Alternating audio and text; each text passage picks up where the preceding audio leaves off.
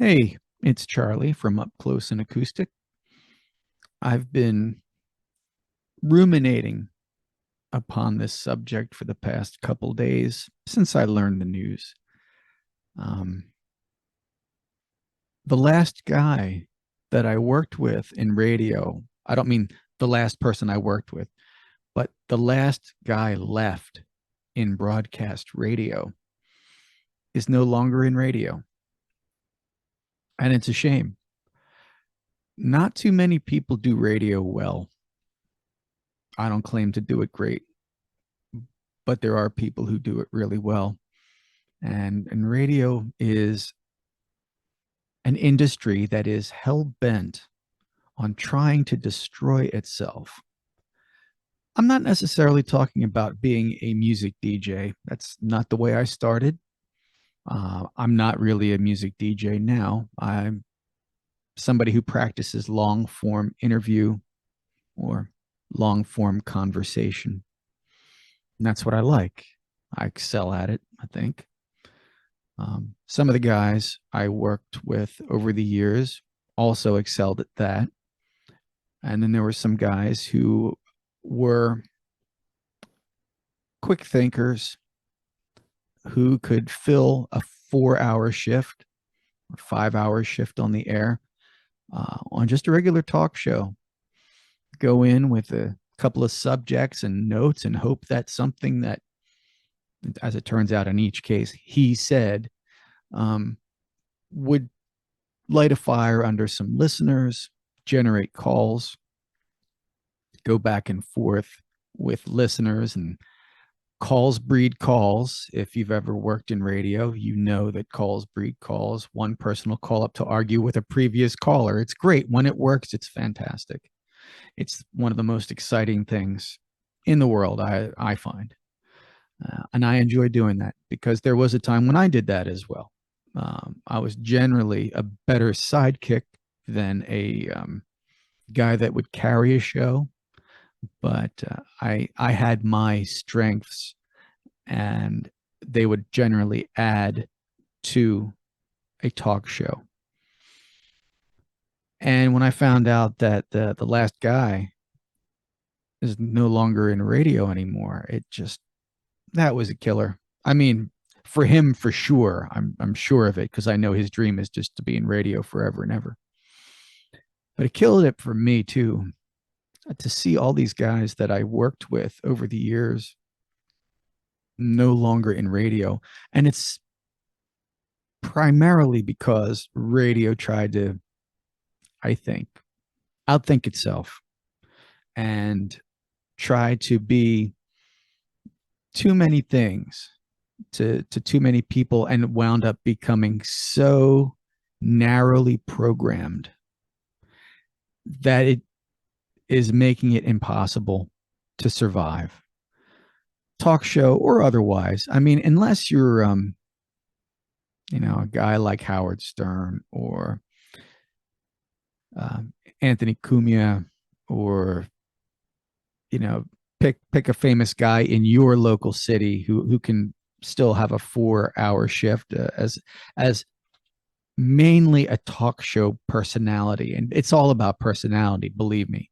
If you don't have a personality, you will not make it in radio. If you don't talk with your hands while you're on the radio, you won't make it in radio. It's honestly as simple as that. When I heard that my friend Randy was out of radio, it just killed me. And it made me think of all the other guys that I just loved working with in radio. I'll name check them for you. Randy Dasher, awesome. Guy that could stay on the air for 4 hours or more, often more, especially back in the old days when he and I worked together regularly. Robert Henson, a guy that had the gift of gab, could talk for hours and hours and could fill the air even when there was no calls. Oh my God. I admired that. Just amazing stuff. Ross Landy, great radio DJ, could talk around music and talk his way through a radio show that featured music. Same with Oh, I don't know. JT Morgan. Love JT. He was a morning man talk show host. He always wanted to be Johnny Carson. His dream was to be Johnny Carson, not in radio. Um, there's one guy who has perfected the art of podcasting, short nuggets of podcasts. And that's since people's attention spans have gone from listening to a 4 hour show that had many moments of, I got to sit in my driveway to hear how this ends moments. Well, that's gone the way of, well, now it's an hour. Well, now it's a half an hour. Well, now it's 5 to 15 minutes. One of the guys that I worked with who has perfected that as a podcaster is Jason Mundock. He still has a podcast that he runs, and he runs very well. He should be on NPR stations everywhere. He's Lancaster based, but he should be heard everywhere. Um, there are so many people that just kill me that they're not on the radio. Tom, yes, he knows it's funny. Wang, Tom Wang, another guy who could spin a record, talk about it, just great on the air, casual, relaxed, not in radio anymore. Art the Builder, loved Art the Builder in Philadelphia. When in the early days of his show, the Art the Builder show, and he was on 12:10 a.m. at night, he could be heard halfway across the country over the air on an AM station because it was, in quotes, a clear channel, not the company clear channel, just a clear channel. Art has not been on the radio for a long time. He taught me how to sell advertising for my radio shows.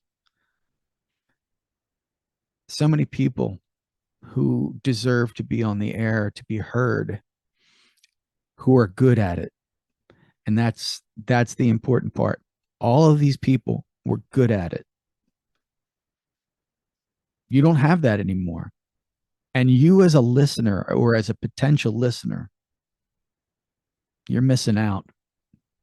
And it's because of narrow-minded programming, too many bosses at too many radio stations, radio clusters that have one guy running 6 stations. It's really bad. Same companies owning the same 6 stations in every major city across America. There's no room for any kind of little guy. You could be very controversial and say a lot of crap and get heard across the country. I won't even name any examples. You know them.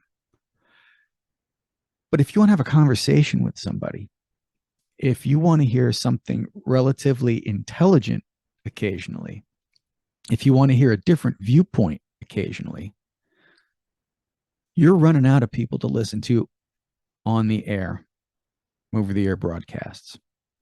There are podcasts, and there are good ones, but you can't just hop in the car and say, oh, so-and-so is going to take me to work today, and I can't wait to listen. It's a bit different with sports talk radio, especially if you live in a big sports market. They still have people, and they'll talk for hours on end about the same thing, and you get the same callers every day saying the same dopey things every day, and they want to get on the callers want to get on the air so bad they'll parrot what the hosts say. And in that way, there are still people listening to radio, but having a conversation about anything, pick a topic, change a topic halfway through the show, a quarter of a way through the show, talk about 5 different topics over the course of a 4-hour shift on the air, doesn't exist. And it's a shame. I miss it. I used to listen to various people. I live in the Philadelphia market.